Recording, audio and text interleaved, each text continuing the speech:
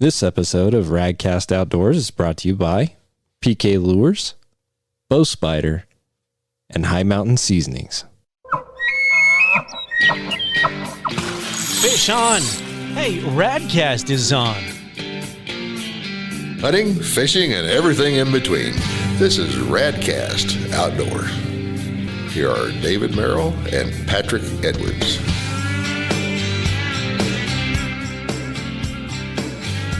Well, hello and welcome to another episode of Radcast Outdoors. I'm Patrick Edwards. I'm David Merrill. Hey, man, it's good to see you.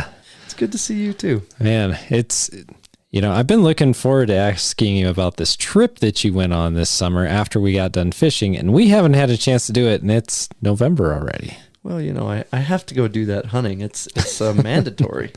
Yeah, there's all the hunting that you've done, but the trip that you got to do was something exceptional. I mean, you got to go to a place that is, like, if you're a hunter or an angler, you know what Kodiak Island is. You've heard of it. It's famous, and it's famous because of, obviously, the humongous bears that it has, but also, I mean, just incredible hunting and fishing. If a person wants to go and get away from all the people, Kodiak is a place you can do that. You definitely can. Not the town of Kodiak, but in the if you go to remote Kodiak and you actually get off the road system, as they say. And unfortunately, when I lived there, I never actually made it out to Kodiak to visit. You didn't? I didn't. Not once? Not one time did I make it out to Kodiak in the years I lived there. I hunted Brooks Range and some other spots and did some coastal and inland fishing right there on the peninsula. Kenai Peninsula is where I lived. But yeah, I never made the trek out to Kodiak, and I'd always wanted to be out there and go experience what Kodiak has to offer. And now that I've done it, I have some reservations for sure. For people who don't know, Kodiak's like 90 miles wide and about 120, 140 miles long. It's out in the middle of the Pacific Ocean. It's actually kind of almost in the Arctic Ocean. The Aleutian Chain is what separates those two, but it's the first real big landmass that all those storms come and hit. Mm-hmm. Yeah, so it can be, weather can be frightful on that island for sure. And the weather is fairly unpredictable from what I've heard, like from people that I know that have been there, that you could have sunshine and it's gorgeous, and then all of a sudden it's a downpour. It's a downpour. So, I took the usual cohorts. If you've watched any of the other Bow Spider footage stuff, Blue Creek Outdoors was the company we hired to go with us, and my dad and brother tagged along on almost 3 weeks of Kodiak misery. Yeah. And so, guys, I'm sure you're going to be listening to this podcast. We all want to say hello to you, and hopefully you can come on and talk about it. I know we'd love to have Joe and Blue Creek back on the podcast again. If you guys haven't checked him out, go to Blue Creek Outdoors and see what they do with their video and all the other cool media stuff that they do. But Joe's been really enjoying going, like, with you to the Brooks Range and, of course, to Kodiak. So how did this trip get planned? How did it come about? Whose brainchild was it to go suffer at Kodiak Island for 3 weeks? That's a to rewind that far, and how I guess I've been on $5 sheep hunts, and I absolutely love sheep hunting. And if I can ever get a tag here in the lower 48, I'll go. And anybody out there listening, they got a sheep tag and want somebody to tag along. And I love watching sheep. I love glassing. I love finding them because it is that next level above deer, whitetail, antelope, elk. That's remote. It's rugged. They're seclusive. Even the Dall sheep it's not your run of the mill average. Oh, I'm going to go on a Wyoming doe hunt for the afternoon out of the house. No, the gear and the prep and the anticipation, I guess, is what really leads up to a trip like this. So my brother and I started conversing, and my dad is the resident, so we have that resident guide criteria, which makes the trips a little more achievable for the average guy. Being that my dad guided my brother and I, we looked at what we wanted to do, and we all, since the last film, now have Dall sheep on the ground.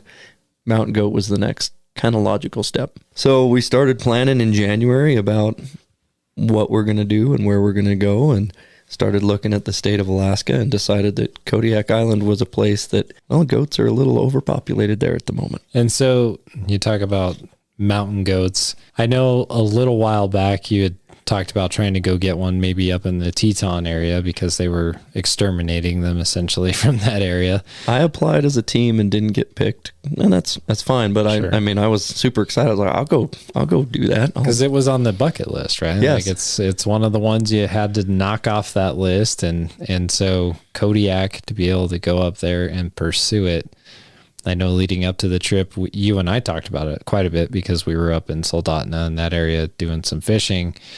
I guess for you, like, how excited were you when you actually got on the airplane to head to Kodiak? Kind of talk about what that was like. You know, the level of anticipation and excitement when you've been planning for 7-8 months and agonizing over gear and details. And, you know, there's a whole nother level to filming a trip instead of just going on one. So making sure that, you know, I'm the ringleader, making sure everybody's there and everybody's got the gear and we've made the right choices. There's a little more pressure and weight on your shoulders than just, hey, I'm showing up with my equipment and my tag and I'm going to go chase goats. Scale of 10, I was right at a 10, 9.5, 10 of anticipation, eager, ready to go. Yeah, I'm sure flying in, you had a lot on your mind. Obviously, you've got the hunt. You've got probably just going through like an inventory of your brain of, did I get all the gear? Do I have everything I need? Am I really ready for this? You know, all those different thoughts. What was the thing that you were anticipating that maybe wasn't what you thought it would be when you landed? Like, and maybe a situation you ran into that was maybe a little different than you were expecting it would be? Well, having hunted several other of the mountain ranges in Alaska and having hunted on the Kenai Peninsula, I was pretty certain what I was in for. The terrain on Kodiak is head and shoulders above other places I've hunted. I was not fully prepared for how difficult that terrain truly is. So what about it made it so difficult? So there's no trails, you know, there's no game trails, and we got dropped off on a lake pretty much at sea level. And there's a main mountain range that runs east to west on the island, and the backbone of that's like 4,500 feet. We were way, way, way out on the west end, almost on the ocean. And so the summits that we were on was right around 2,500 feet. But you're starting at sea level and there's no trail. So that was, to describe it, is you go through like 4 or 5 kind of fauna changes as you move up in elevation. And there's so much water. There's vegetation on top of vegetation on top of vegetation. And the alders are in places 12, 14 feet tall. And you got to weed your way through them. And it's just, there's no direct path from A to B. You got to go A, C, Z, Y, and then back to B. Because as you're going through those alders, they're just grabbing and ripping everything off of you. And the ferns were, when we weren't in the alders, we were in the ferns, and the ferns were as high as chest high. So you're just, basically think about walking through a cornfield. You can't see what your next step is. And unlike a cornfield where it's pretty flat, there might be a 3-foot hole in front of you. There might be a 2-foot step up. And so we all fell dozens of times. I fell one time with a loaded backpack with goat on my back, and I'm still honestly not quite recovered from that. Just a tweak, just a pop, but you know, you got a 100-pound backpack, and I fell kind of on my side, and thankfully I had my hiking poles, so kind of arrested my fall as I fell. But it was one of those falls where I landed and just kind of laid there for a little while, and guys behind me are like, "Are you okay?" And I'm like, "Not sure yet. Just give me a minute." I can't breathe, but I'll be okay. Yeah. So it's we made 3 summit attempts, and we achieved all 3 of those, and each time we harvested 2 animals.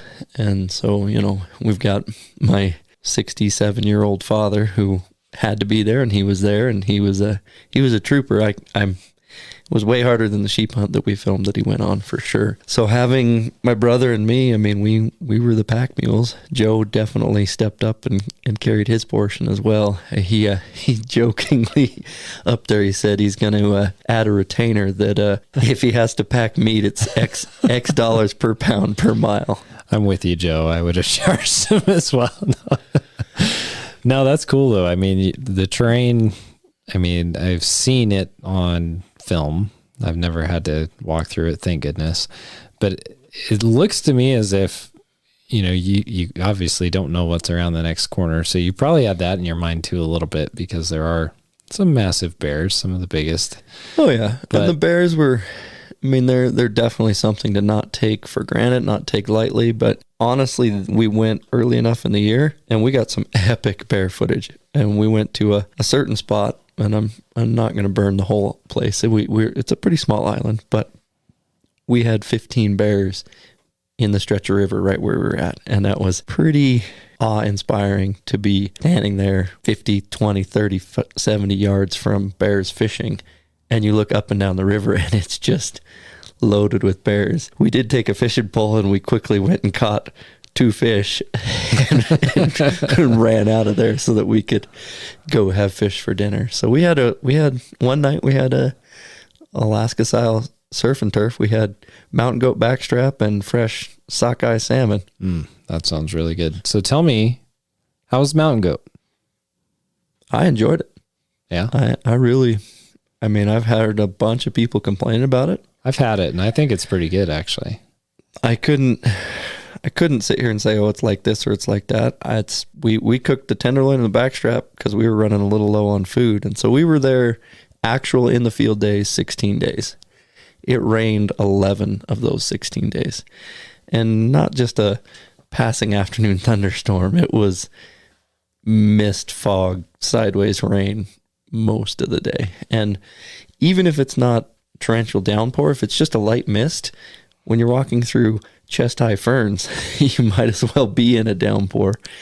So it was a little bit cold. I'll be honest with you guys. It was tough doing, 8-10 hour hikes with your camp on your back. Just before dark, we'd find a somewhat suitable spot and pitch your tent. And I would just take all my gear off, put the little bit of backpacking or the little bit of spare, clothes I had. I had a spare puffy and spare puffy pants that honestly, we were early enough. It was probably 60 degrees average, maybe 50 for the lows at night and getting up into 65 for the high during the day, which, isn't warm, isn't cold. There was a couple days it got down into the upper 40s, but we were soaking wet. I mean, it took me almost all night to get my clothes somewhat dry enough. And then, I had great gaiters, I had great boots, but you're taking so much water down the front of you. It just was running into the top of my gaiters, into the top of my boots. And so you just had wet stuff. Just get up and put wet stuff on it's mentally very taxing. Yeah. But I bought a Hilleberg tent, and it's a 2-person tent I had to myself. And while it was a little extra weight, I think it's 4.5, almost 5 pounds trail weight, having the room to kind of spread my gear out, get in there, get warmed up, get in my sleeping bag I wouldn't want to be in that country without a tent for sure. Yeah. I mean, no one wants to be wet. That's probably one of the more miserable things, especially when it's not especially warm, right? And it's not going to transfer very well on film because it was so wet, we didn't dare get the cameras out on the rainy days. So really, all the footage you're going to see from the film is going to be of four actual days. There's a little bit of bear footage, a little bit of fly in, fly out, a little bit of cabin footage. But we did do a couple things, and this will help people. But we rented a cabin on the island, and you can rent them, and there's private ones and public ones. And we also flew in a Zodiac. So we have a little 4-man Zodi with a 2.5 horsepower motor. The bay we were staying in, we could hunt both sides of it. And so, we could glass the other side, and then we had capability to get over there. It took 2 trips because there was 5 of us. And Zodi it was definitely loaded when you had 3 guys in their 100-pound backpacks in there. It was we took on water a couple times when the wind picked up, and the waves were probably 6-8 inches. But when you have 3 inches of freeboard on a boat, it's a little sketchy. But we burned almost 4 gallons of gas in that boat. So we covered some miles in the boat before we covered miles on our feet.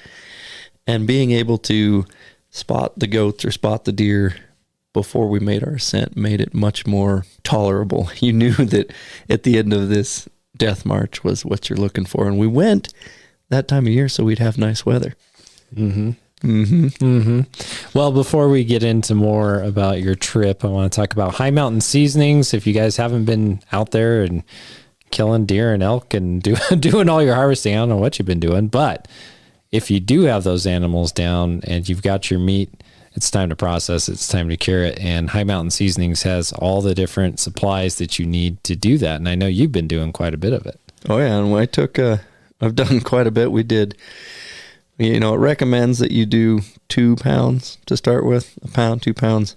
Well, I've got the recipe dialed in. We did like 25 pounds in a batch. We just did a whole, and the kids ate it up. We did pepperoni sticks and jerky shooter gun, and we changed up a little bit this year. Usually I do like 90-10, 90% wild protein to 10% fat.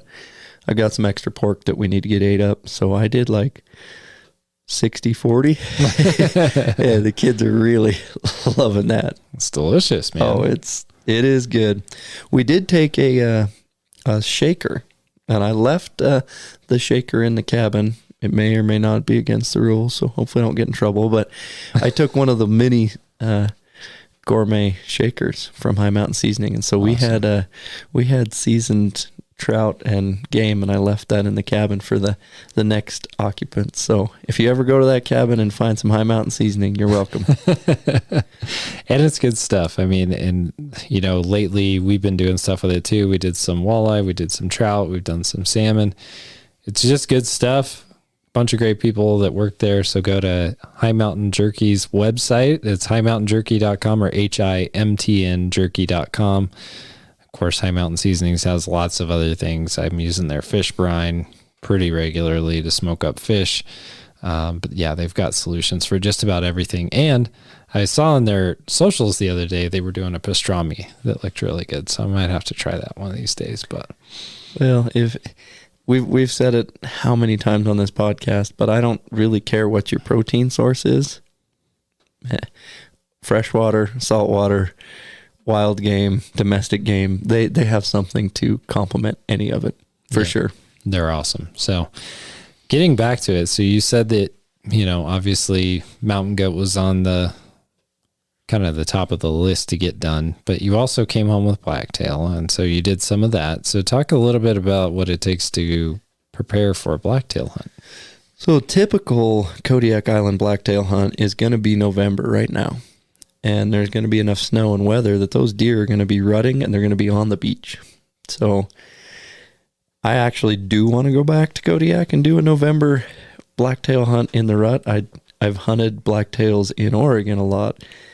And they're, growing up in Oregon, you wouldn't see a blacktail outside of November. They are 100% nocturnal 11 months out of the year.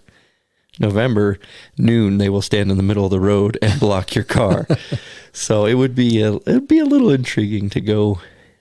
And why I say that is the blacktails, all of them we harvested at the same elevation as the goats, in the same places as the goats, and they were much more wary than the goats. They just don't, they still acted like goats, and they still went to places where goats would go when they're pressured, which is cliff faces, and they hung out and fed adjacent to those cliff faces. But if you got on the ridge between where they were feeding and where they were going to go for safety, you kind of got in their path. And the deer weren't so. They were more like ghosts, for sure. And part of it was the ground is the ground is comprised of a lot of shale boulders that has enough water that the moss grows on top of, but as you're walking, you're making this drumming, thumping sound. And I don't know what it is, but they definitely would pick up on that noise vibration from a lot further away and just be gone. So there's a couple blown stalks that we saw on those deer, and they picked us up and spotted us at about 800 or 1,000 yards, and they left the whole basin they were in. So the deer in August for goats, it was a challenge for sure. So tell me about your goat. How did that play out when you actually made your harvest? What was the approach like, and how did it go? So I'll let everybody know I didn't get it done with a bow, and that was the goal. I was the last one to fill my goat tag, and I weighed the options of coming home without a goat or getting one, and I decided to abandon the bow and switch to the rifle. We were second to last hunt day before the plane was coming. I was at 70 yards from a billy bedded, was creeping in with a white paint suit and a decoy, and some nannies were just behind it, and they didn't like it. Nanny bedded with a kid. And so, we're at 90 yards, and then we're at 70 yards, and then they all kind of spooked, and they're in a big group. And as they spooked off that mountain, you'll see it in the GoPro footage, they run right by the other cameraman and my brother. And when I mean they ran right by, they ran within about 10 yards, all of them. My brother had to stand up and wave his arms so they didn't run him over. And that was because they were running away from me, but they're running right on the spine. I had borrowed my father's rifle to go up on that stalk, and he stayed right there while I was attempting the stalk. And they turned around, and they were piling off that mountain. And so I quickly harvested a goat, and it was a little chaotic. It was a little quick. The the interesting thing is my brother got his goat day 2 of season, and we showed up 4 days before the season, just the way it worked out. So, it was day 6 of our 16-day hunt. My dad also 5 minutes later shot a goat out of the same group. They both got really nice 9.5-inch billies. I think one's 9, one's 9.5. And, then we hunted and hunted and hunted. We had to haul those down, get them flown out, get them taken care of, and get back up. And we had to dry gear in the process. And so you're 2 days from where we harvested the goats to where the plane was picking us up. A day and a half, but realistically, by the time you said, okay, we're going to go meet the plane, leave, and come back, it's a 3-day turnaround. So we did that, like I said, 3 times. We harvested 6 critters. My harvest was second to last day, and it was a little chaotic. It's going to be on the film, so I'm excited when it comes out and we get to see some of the footage. I did have about a 40-yard opportunity with my bow, but they were all grouped up, and I just couldn't cleanly pick one out. And so the hardest part was the weather. There was lots more days that we were on goats, and then the fog would roll in, and we were pretty much done for the day. Yeah. There's nothing you can do about the weather. So, that's part of hunting. That's part of fishing. That's just part of life. And I can imagine their visibility is just so important. You got to be able to see what's going on, and otherwise you're going to stumble literally on top of them. So we had a 75-mile float plane ride to get from town to our drop-off spot.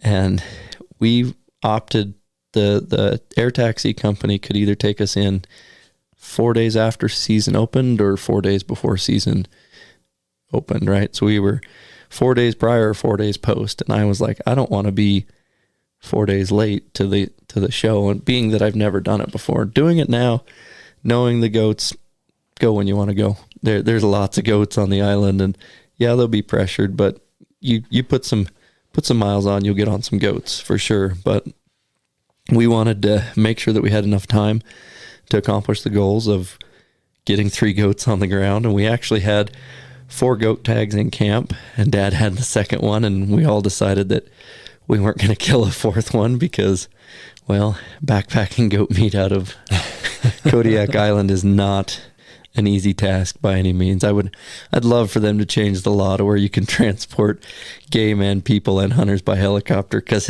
if you could just sling one of those under a helicopter, sure. But no, it It was a great trip. It was an epic trip. Getting that close into goats is fun. So I showed up a day early for the float plane ride to Kodiak Island, got a few last minute pieces of gear, and then, there's logistics there that you don't really think about. Is I had three suitcases. I had my bow case, I had a dry bag, and then I had a suitcase. And packing for the plane versus packing for the float plane versus actually hunting, right? When you're hunting, you've got it in. I took my Kafaru with the hoodlum, and I had it pretty well maxed out. There's actually a video on our social of me with the goat using the bow spider with my camp. So I got half a goat and my bow and my camp, right? And it's a lot of gear, but you can't pack that bag and put it on the plane that way. So all that gear's got to go in other bags. And so there's kind of, the whole trip was a continual gear shuffle. That's what I felt like, is every day it was, okay, this gear goes from here to here to here, and got to get it out, stow it, unstow it. And you're talking, I didn't leave my sleeping bag. I left the tent up when we go hunting. We spike camped up, and then we go out 2-mile hikes and go hunt. I didn't dare leave my sleeping bag out because I don't want to come back. That's all I got, that and a puffy coat. So, and I'd take the puffy with me. So I would get up every morning and stuff my sleeping bag in a trash bag and then stuff it in a stuff sack, so that I knew when I come back that night, because I was going to be wet, at least I had a dry sleeping bag. But I had that day from when the commercial plane landed before we got on the float plane. Then we had 3 full days of bear viewing, getting some drone footage, hanging out, prepping. So all my gear had to come out of the bow case and the suitcase into the backpacking. So you've got kind of this continual gear shuffle, and you're building up anticipation. What was really cool is we had to take 2 planes in and out. We got a party of 5. The plane only holds 4. So I rode in on the first plane and pulled the spotter out. Didn't even worry about hauling gear, setting camp up. And I had mountain goats spotted from camp 15 minutes after landing on the beach. So that was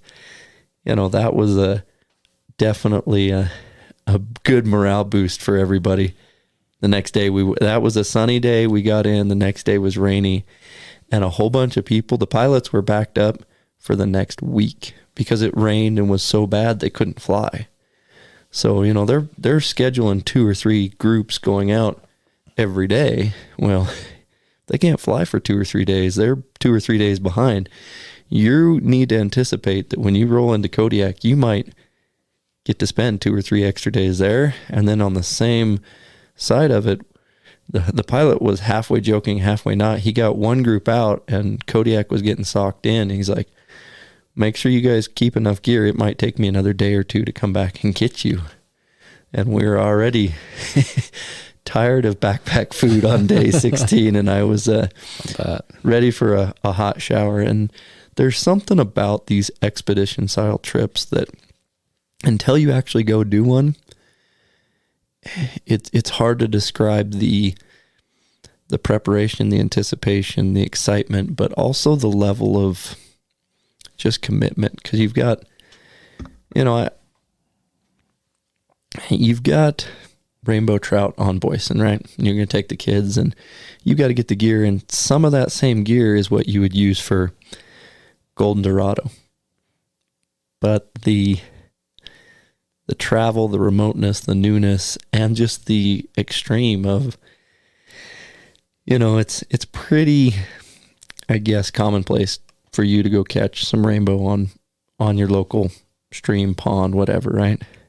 Talk about, let's go catch rainbow in New Zealand, right?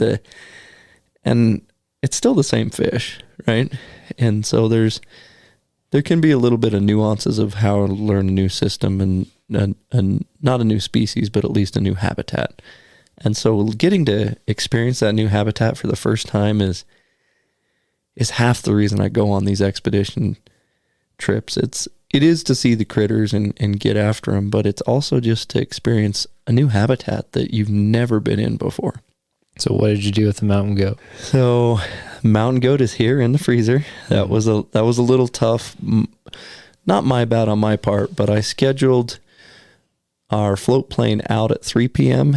and my commercial flight at 5 a.m. So I, had an evening to kind of run around town, get to the taxidermist, get to the butcher, get dinner, and then get a hotel. And I got up pretty early and I flew home with as much as I could. And then I shipped the rest with a processor on Kodiak. So that was a little bit expensive, and that's one thing you definitely need to. And we had planned for and definitely had a contingency plan there.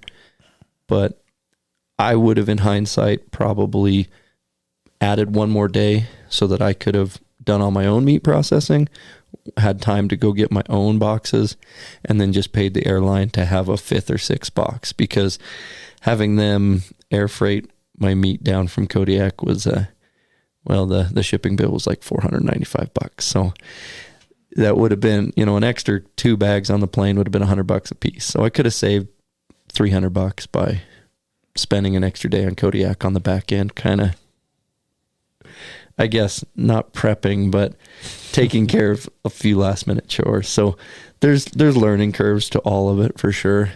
Gear wise, I was really satisfied with the gear I took. I took Maven. I took some pretty good tripods. We had Sitka for our camo. We had Kenetrex for boots. I had Hilleberg. I did take a down bag. It's a Mountain Hardware bag, but I didn't have one issue was either I was in it in a dry tent or it was in a garbage bag in a stuff sack safe, right? So, and I opted for the down bag because it's a little warmer bag I had, and my synthetic bag has kind of grown legs. I haven't quite found that yet. I have a 20-degree synthetic, a 10-degree synthetic, and then I have a 0 down. And so on that trip, I didn't want to, if we could have got a freak storm and been down into snowy weather, I wanted to have something I could definitely stay warm in. So gear wise, it's a continual refining. It's like fishing poles and rears and lures and cases. There's always, you can always refine it a little bit, but there wasn't one thing I was like, oh man, I wish I would have had this. I had a Ultimate Predator mountain goat decoy on the front of my bow, and that Billy looked up at it. You guys will see it on film at 90 yards, and we kind of knelt down for a second, and I looked at it, and I decided that the way the wind was blowing, I just wasn't going to make that shot. I know other people might have, and could I? Potentially, maybe, but it was beyond my comfort zone for sure. And I looked at the terrain I thought I could get closer, and it didn't work out that way.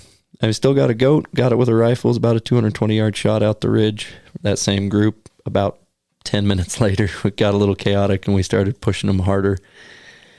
I don't think with the way they spooked that there was any chance of just sitting down for 20 minutes, letting them calm down. They were leaving the country for sure. Probably the hardest part of the whole deal is got my goat, got it down, and I shot it right on the spine of a ridge, and it proceeded to roll off the mountain. It went 800 yards. Jeez. Now, it was in ferns. If it'd been a little more rocky, it was still pretty broke up, and taxidermist is going to have a little work to do. I'm excited to get it, but it was same thing. My brother actually spined his and dropped it right on the top of the mountain. It didn't move. My dad's, it'll be on the film too. It did 600 or 700 yards off the top of the mountain, and it's a long, steep. Tenderize the meat, I guess. That's probably why it's so good, maybe. No. So there's lots of lessons. Thoughts for people wanting to do an expedition style hunt. Not all of them have to be guided. There's definitely some Alaska hunts for sure. There's even some lower 48 hunts that you could definitely make into an expedition style backpack hardcore hunt where you don't have to be guided per se, right? Now the expense is going to go up. Taking your flannels or your wool and just hiking from your truck for an hour is expedition style. You need the right pack. You need the right optics. Boots are a must because we're not doing a ton of miles. I think, like a typical elk trip, I'm going to do between 100 and 200 miles in a 12-day period. I don't even think we touched 40 miles on this trip, but the alders were so insurmountable. There was times where I was pushing 2 and 3 alders apart to just try and get one more step, and they're grabbing your legs and you just mentally trying to, once you got out of the alders, you could zoom anywhere around you want on the mountains. And once you got up on the spine of the ridge, there's a nice goat trail just up and down the spine. Now, there's a couple pictures of, you trip and fall left or right. You're going to roll a long ways before you stop walking up the spines of these, and they're maybe 5 feet wide, right? And the trail's a foot wide in the middle of this 5 foot wide ridge. So you get a little bit of vertigo for sure, that these goats are living in places that are pretty hard to access for sure. Yeah, it sounds like a lot of fun. And before we go on with the podcast, I want to talk about Bow Spider. I know you guys it's been another busy year and the holidays are coming up. And so if someone has the idea to get, a Bow Spider packing system for their family, tell us what they can expect from Bow Spider here around Thanksgiving. We got colors. We're going to have some pretty cool giveaways. Watch our social medias for that. It is a great time, and it's a great gift to get for that bow hunter in your life that you're like, I don't know what to get them. If they don't have a Bow Spider, I've got a lot of customers that absolutely swear by it on the backpack. I got some that won't use it on a backpack, but absolutely swear by it on the headrest of the truck. There's 9 out of 10 chance your bow hunter's going to find a use for our product. Yeah, so go to bowspider.com, follow him on the socials so you know kind of what's going on for his special holiday deals that are coming up. And get your hands on one of those. I also want to talk real quick about PK lures because it's almost ice fishing season, and PK is known for their ice fishing equipment, especially the PK spoon, PK flutterfish. Go to pklure.com, check those out. And then one of my favorites is the Predator. And they also have that in the tungsten. So if you're going for like small panfish, things like that, like, your yellow perch, your crappie, your bluegill, check out the PK Predator and the tungsten. Those things will absolutely whack the fish. And one of the best ice fishing lures of all time is the flutterfish. It is dynamite. My favorite colors, I can tell you right now, red dot glow is number 1. The fire tiger glow is number 2. And I like the gold, copper, and nickel plated as well. I mean, they all shine in different ways. Yes, there was a pun for you. But go to pklure.com. You can get a hold of those and get ready for ice fishing season, which is what I'm gearing up for. But so now that you've done the mountain goat trip, you got another blacktail. What's next? What's on the list? What are you hoping to knock out this next year? Well, we'll always see what the draw puts in, and I'm putting in for sheep. Definitely, I would like to continue on the slam. Moose is actually climbing the pedestal pretty quick, and it comes down to, I never set out for this, Patrick. There's the Super 10 Slam, and then there's the North American Grand Slam, and I'm honestly 2 away from the slam now. Right now, half of it's archery, half of it's rifle, but I'm not that prejudiced. I use what works, right? I don't care if we're fly fishing or if we're spinner fishing. I just want to catch fish. I just want to go hunting. So, right. I did a really cool mule deer hunt, and I have a goal. So I'll be looking to chase another mule deer. But as far as expedition style, there's a dove hunt coming that I think is going to be pretty cool, and that'll be South America. I am looking forward to that.